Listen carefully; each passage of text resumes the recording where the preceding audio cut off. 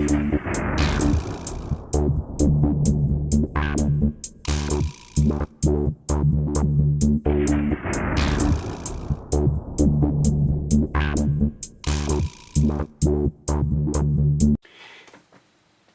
system review time, and just what on earth is this peculiarity? It is an Atari XE video game system, more commonly known as the XEGS, made by Atari in 1987, sold in the US for $199. I don't actually know what it sold for in Britain, but anyway. Here are some specs for anyone who really cares about specs. I'm not going to read them. You can pause the video if you would like to peruse those details. So, what can I tell you about this utter peculiarity? It is an Atari 8-bit games system. Came in two versions. The basic system, you got the console, you got the joystick. Built into the console is missile command, so you fire it up and you play missile command, and that was all you got.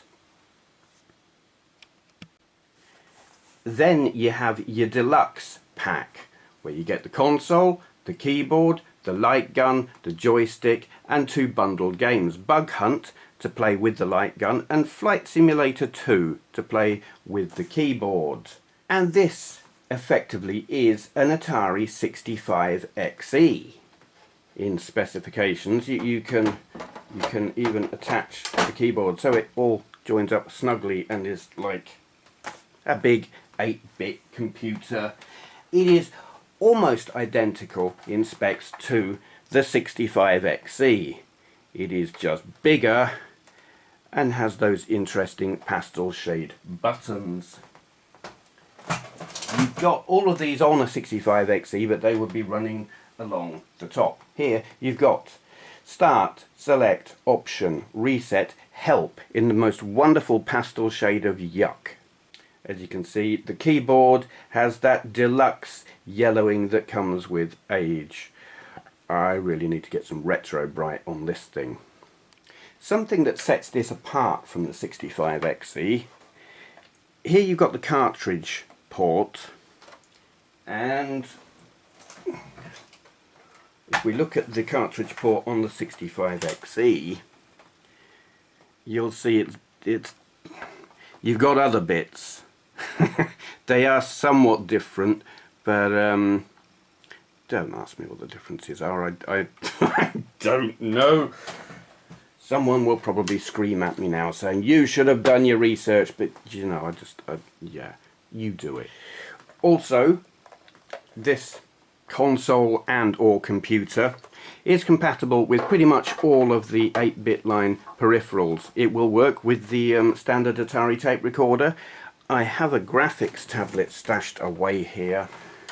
Yeah, that will work with it. I have a cartridge to go with this, a painting cartridge, but it currently doesn't work. I'm going to try and clean it again, and we'll see if that works. But yes, it is to all intents and purposes an Atari 8-bit computer. So let's just have a quick look underneath at some other peculiarities, because it is peculiar.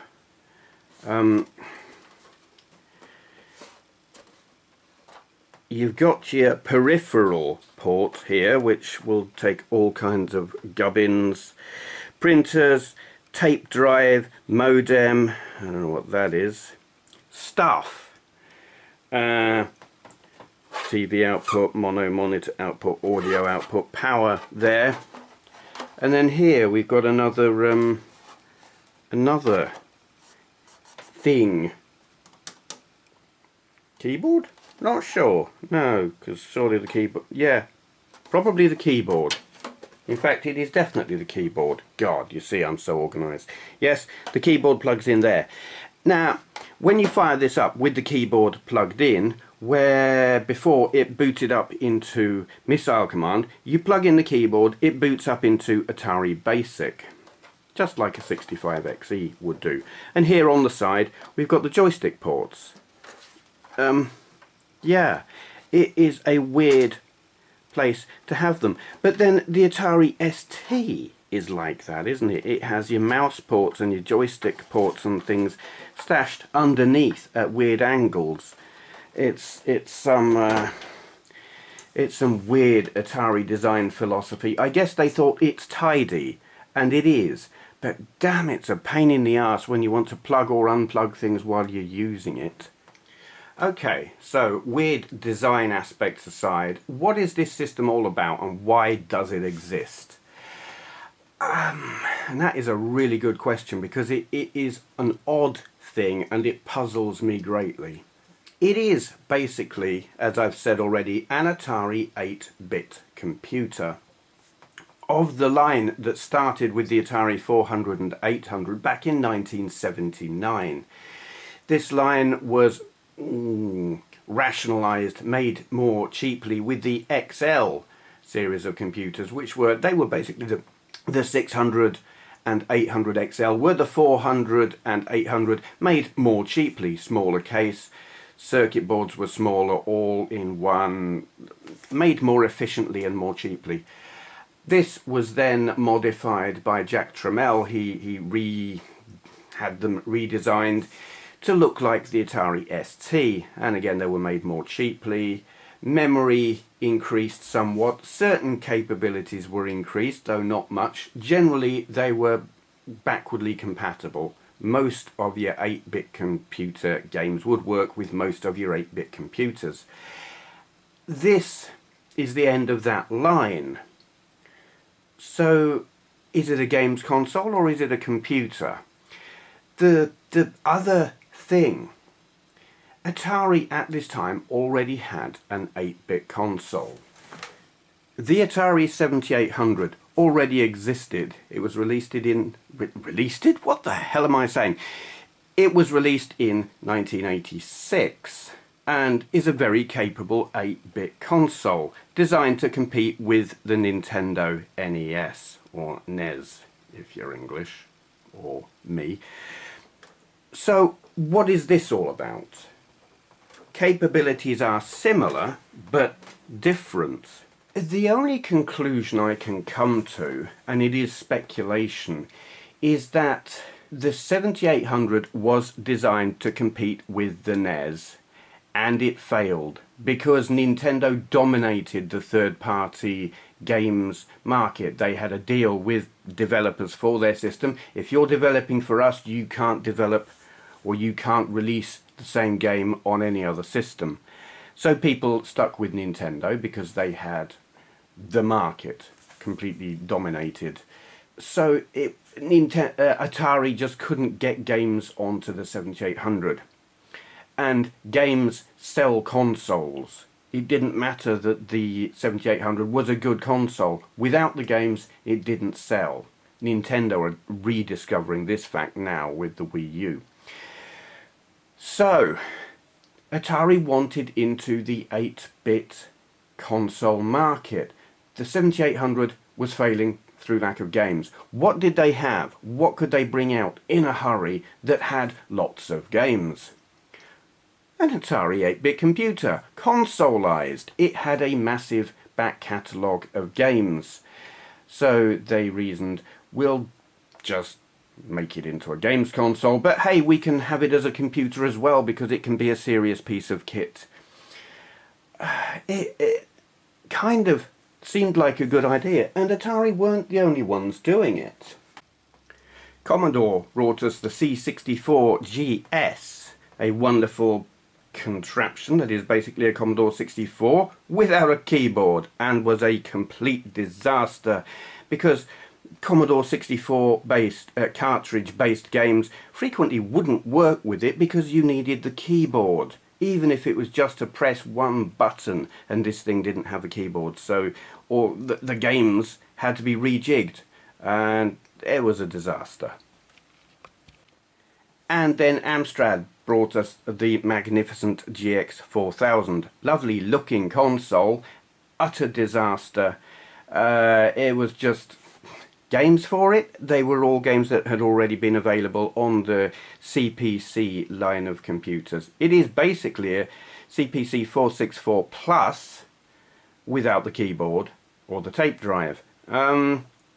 Looks nice, but you were paying £30 for what was basically a £5 tape game crammed onto a cartridge. Disaster. So, is this a piece of junk then? No, I don't. This is personal opinion. At the time, I remember seeing these in the late 80s and looking at them and thinking, why on earth would I buy this?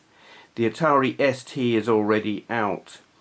The XE line of 8-bit computers exists and are very adequate as 8-bit computers. The Mega Drive is on the way. What kind of person would buy this? It makes no sense. To me, it made no sense. I didn't buy one. I kind of understand Atari's thinking. They needed a console with a large catalogue of games. Sadly, the games for it were old, out-of-date, repackaged Atari 400 games quite often. It didn't sell at all.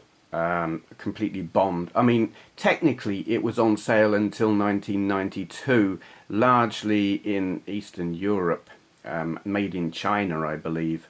But in the West, yeah, they weren't on the market for very long, and they're kind of hard to find now because no one bought them.